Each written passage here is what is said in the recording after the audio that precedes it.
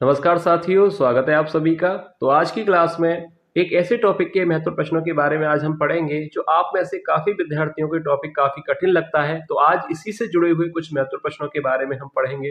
तो आप सभी वीडियो को ध्यान से जरूर देखिएगा और जो भी विद्यार्थी चैनल पर नए हैं वो चैनल को सब्सक्राइब जरूर कर लें, क्योंकि आने वाले समय में चैनल पर मैराथन क्लासेस शुरू की जाएंगी ताकि आपका जो दिया गया पाठ्यक्रम है वो समय रहते पूरा हो सके। तो चलिए ज्यादा समय न लेते हुए वीडियो को शुरू करते हैं और देखते हैं आज के महत्वपूर्ण प्रश्नों को। तो देखिए पहला प्रश्न जो आपसे पूछा गया है, देखिए पहला प्रश्न है, कब नियम इति काव्यम, काव्य के संदर्भ में यह परिभाषा किसने दी है?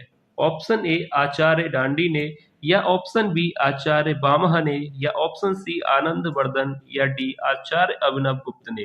तो देखिए कब नियम इति काव्यम, काव्य के संदर्भ में यह परिभाषा किसने दी थी? तो याद रखिएगा आचार्य अभिनव गुप्त ने यह काव्य के संदर्भ में कथन दिया था कि कब नियम इति काव्यम, काव्य के संदर्भ में यह परिभाषा देने वाले आचार्य हैं अभिनव गुप्त, यानी ऑप्शन डी इस प्रश्न का राइट आंसर हो जाएगा। अब इसके बाद देखिए अगला प्रश्न आपसे पूछा गया है। देखिए प्रश्न संख्या 2, कवयतिथि इति कविः तस्या कर्म काव्यम, काव्य के संदर्भ में परिभाषा देने वाले आचार्य हैं। देखिए यह भी परिभाषा काव्य के संदर्भ में किसने दी थी कि कवयतिथि इति कविः तस्या कर्म काव्यम, यह जो परिभाषा है वह किसने दी थी? ऑप्शन दिए गए हैं आचार्य विश्वनाथ ने, या आचार्य बामह ने, विद्याधर ने, या आचार्य अभिनव गुप्त ने। तो देखिए यह परिभाषा काव्य के संदर्भ में देने वाले आचार्य कौन है? तो याद रखिएगा आचार्य विद्याधर ने यह परिभाषा दी थी कि कवयतिथि इति कविः तस्या कर्म काव्यम, यानी इसका अर्थ है कि काव्य रचना करने वाले को ही कवि कहा जाता है और कवि का कर्म ही काव्य है, यह मानना था आचार्य विद्याधर जी का। तो यहाँ पर राइट आंसर हो जाएगा ऑप्शन सी। अब इसके बाद देखिए प्रश्न संख्या 3, देखिए प्रश्न संख्या 3 है, काव्य प्रकाश रचना के लेखक हैं, काव्य प्रकाश रचना के लेखक हैं। ऑप्शन दिए गए हैं आचार्य कुंतक, या आचार्य बामह, आचार्य विद्याधर, या आचार्य मंबट। तो देखिए काव्य प्रकाश रचना किसकी है? तो याद रखिएगा काव्य प्रकाश जो रचना है इसके जो लेखक हैं वह है आचार्य मंबट, यानी ऑप्शन डी इस प्रश्न का राइट आंसर हो जाएगा। याद रखिएगा काव्य प्रकाश रचना के लेखक कौन है? आचार्य मंबट। अब इसके बाद प्रश्न संख्या 4, देखिए प्रश्न है, विभाव अनुभाव व्यभिचारी भाव के सहयोग से रस की निष्पत्ति होती है, किसका कथन है? देखिए यह प्रश्न आपकी परीक्षा के लिए काफी ज्यादा महत्वपूर्ण प्रश्न है, तो इसका जो आंसर है आप लोग ध्यान से देख लीजिएगा। विभाव अनुभाव व्यभिचारी भाव के सहयोग से रस की निष्पत्ति होती है, तो यह कथन किसने कहा है? ऑप्शन अभिनव गुप्त ने, या लोल्लट ने, या ऑप्शन सी भरत मुनि ने, या आनंद वर्धन ने। तो देखिए यह जो कथन है यानी यह मानना है भरत मुनि का। ऑप्शन सी यहाँ पर राइट आंसर हो जाएगा कि विभाव अनुभाव व्यभिचारी भाव के सहयोग से रस की निष्पत्ति होती है। याद रखिएगा यह कथन देने वाले हैं भरत मुनि, आचार्य भरत मुनि का यह मानना है या यह कथन है। ठीक है, याद रखिएगा। अब इसके बाद प्रश्न संख्या 5, देखिए वाचा वक्रार्थ शब्दोक्ति अलंकाराय कल्पते परिभाषा किसने दी है? याद रखिएगा यह प्रश्न काफी महत्वपूर्ण प्रश्न है कि वाचा वक्रार्थ शब्दोक्ति अलंकाराय कल्पते परिभाषा किसने दी है? ऑप्शन दिए गए हैं आचार्य दांडी ने, या आचार्य बामह उद्भट, या आचार्य राजशेखर। तो देखिए अलंकार के संदर्भ में यह परिभाषा किस आचार्य ने दी है? तो याद रखिएगा आचार्य बामह यहाँ पर राइट आंसर हो जाएगा। याद रखिएगा यह जो पंक्ति है यानी ये जो कथन है या जो परिभाषा है वह किसने कही है या दिया है ये परिभाषा? तो याद रखिएगा आचार्य बामह, ऑप्शन बी यहाँ पर राइट आंसर हो जाएगा। अब इसके बाद देखिए अगला प्रश्न है, देखिए प्रश्न संख्या 6, शब्दार्थो सहितो काव्यम परिभाषा किसने दी है? ऑप्शन ए आचार्य राजशेखर, या आचार्य रुद्रट, आचार्य दांडी, या आचार्य बामह। तो देखिए राइट आंसर क्या होगा? शब्दार्थो सहितो काव्यम परिभाषा किसने दी है? शब्दार्थो सहितो काव्यम, और ये परीक्षा में आ सकता है प्रश्न। इसका आंसर ध्यान से आप लोग देख लीजिएगा। के शब्दार्थों सहितो काव्यम परिभाषा किसने दी थी? आचार्य भामह ने। ऑप्शन डी यहाँ पर राइट आंसर हो जाएगा। ध्यान रखिएगा, ये प्रश्न आपकी परीक्षा में आने के काफी चांसेस रखता है कि शब्दार्थों सहितो काव्यम परिभाषा किसने दी थी? तो आचार्य भामह यहाँ पर राइट आंसर हो जाएगा, याद रखिएगा। अब देखिए अगला प्रश्न है प्रश्न संख्या 7। आचार्य मम्मट ने काव्य प्रकाश में काव्य के कितने प्रयोजन बताए हैं? देखिए ये भी प्रश्न आपकी परीक्षा के लिए काफी महत्वपूर्ण प्रश्न है कि आचार्य मम्मट ने काव्य प्रकाश में काव्य के कितने प्रयोजन बताए थे? 5, 6, 8 या 7? तो राइट आंसर हो जाएगा ऑप्शन बी 6। याद रखिएगा, काव्य प्रकाश में काव्य के 6 प्रयोजन बताए हैं आचार्य मम्मट जी ने। ठीक है, और काव्य प्रकाश इनकी ही रचना है। अगर ये प्रश्न बने कि काव्य प्रकाश के रचनाकार कौन है, तो आचार्य मम्मट वहां पर राइट आंसर हो जाएगा। याद रखिएगा, दोनों प्रश्न क्लियर हैं। अब इसके बाद देखिए आगे चलते हैं क्वेश्चन नंबर 8। देखिए 8वां प्रश्न आपसे पूछा गया है, काव्य सद दृष्टा दृष्टार्थ प्रीति कीर्त हेतुत्वात् सूत्र का प्रतिपादन किसने किया है? यह प्रश्न आपकी परीक्षा के लिए काफी अच्छा प्रश्न है, पूछा जा सकता है। तो यहाँ पर पूछा गया है कि इस सूत्र का प्रतिपादन जो है किसने किया है? आचार्य दांडी ने, आचार्य कुंतक ने, आचार्य वामन या आचार्य भामह? तो देखिए इस सूत्र का प्रतिपादन किया था आचार्य वामन ने। ऑप्शन सी इस प्रश्न का राइट आंसर हो जाएगा कि काव्य सद दृष्टा दृष्टार्थ प्रीति कीर्ति हेतुत्वात्। तो इस सूत्र का जो प्रतिपादन है वह किया था आचार्य वामन ने। उनका यह मानना था कि काव्य के 2 प्रयोजन हैं, एक तो प्रीति और दूसरा कीर्ति। यहाँ पर प्रीति का अर्थ है आनंद से और कीर्ति का अर्थ है यश। तो उनका मानना था कि काव्य के 2 ही प्रयोजन हैं, प्रीति और कीर्ति, यानी आनंद और यश। तो इस सूत्र का प्रतिपादन किसने किया था? आचार्य वामन ने। अब इसके बाद देखिए आगे यहाँ पर प्रश्न पूछा गया है, 9वां प्रश्न है, वक्रोक्ति जीवितम के रचनाकार हैं? ऑप्शन दिए गए हैं आचार्य दांडी, आचार्य कुंतक, आचार्य वामन या आचार्य वामह? तो राइट आंसर यहाँ पर क्या हो जाएगा? इसके रचनाकार कौन है? तो देखिए याद रखिएगा, इस 9वें प्रश्न का राइट आंसर हो जाएगा कि वक्रोक्ति जीवितम के रचनाकार हैं आचार्य कुंतक। ऑप्शन बी यहाँ पर इस प्रश्न का राइट आंसर होगा। याद रखिएगा, आचार्य कुंतक इसके रचनाकार हैं। ठीक है, अब इसके बाद देखिए 10वां प्रश्न है, प्रश्न संख्या 10। अलंकार सिद्धांत के प्रवर्तक आचार्य थे? ऑप्शन ए आचार्य दांडी, आचार्य वामह, उद्भट या राजशेखर? देखिए प्रश्न आपसे परीक्षा में जरूर पूछा जाएगा कि अलंकार सिद्धांत के प्रवर्तक आचार्य, क्योंकि ये प्रश्न कुछ प्रश्न ऐसे होते हैं जिन्हें देखकर ही लगता है कि इस प्रश्न परीक्षा में आने के चांसेस काफी रखते हैं, और प्रश्न आ भी चुके होते हैं ये परीक्षा में। अलंकार सिद्धांत के प्रवर्तक आचार्य अगर आपसे पूछा जाए कि कौन है, तो देखिए याद रखिएगा, अलंकार सिद्धांत के प्रवर्तक आचार्य हैं आचार्य वामह।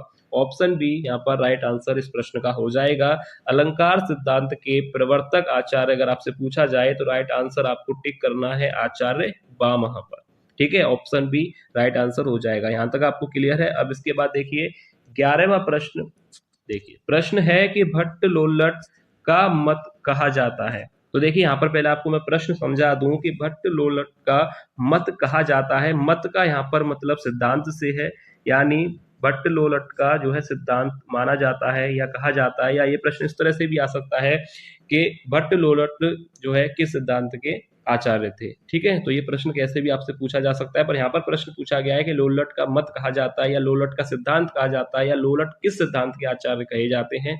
ऑप्शन दिए गए हैं अभिव्यक्तिवाद के, उत्पत्तिवाद, भुक्तिवाद या अनुमितिवाद के। तो देखिए लोल्लट जो है किस सिद्धांत के आचार्य कहे जाते हैं या इनका मत कहा जाता है, तो याद रखिएगा लोल्लट का मत क्या कहा जाता है?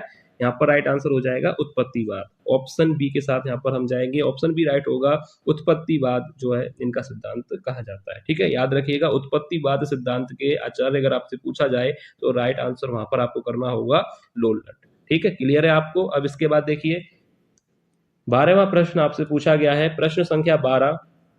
ध्वनि से संबंधित ध्वन्यालोक ग्रंथ के लेखक हैं आचार्य दांडी, आचार्य वामह, कुंतक या आनंदवर्धन? तो देखिए ध्वनि से संबंधित ध्वन्यालोक ग्रंथ के जो लेखक हैं, राइट आंसर हो जाएगा ऑप्शन डी आनंदवर्धन। याद रखिएगा यह प्रश्न बन सकता है कि ध्वन्यालोक ग्रंथ के लेखक या रचनाकार कौन है, तो याद रखिएगा यह ग्रंथ किसके द्वारा रचित है? आनंदवर्धन के द्वारा। ऑप्शन डी यहाँ पर राइट आंसर हो जाएगा। अब इसके बाद देखिए प्रश्न संख्या 13। 13वां प्रश्न है, संकुक का मत कहा जाता है? तो यहाँ पर वही प्रश्न है, मत का अर्थ आपको पता है, सिद्धांत के बारे में पूछा गया है, यानी आपसे पूछा गया है कि संकुक का सिद्धांत कहा जाता है या संकुक के सिद्धांत के आचार्य माने जाते हैं, संकुक का मत कहा जाता है। तो किसी भी तरह से प्रश्न बन सकता है, आपको समझ में आ गया। तो यहाँ पर राइट आंसर देखते हैं क्या होगा। देखिए विकल्प दिए गए हैं, अभिव्यक्तिवाद, उत्पत्तिवाद, भुक्तिवाद और अनुमतिवाद। तो यहाँ पर उत्पत्तिवाद जो है किसका था? लोलट जी का।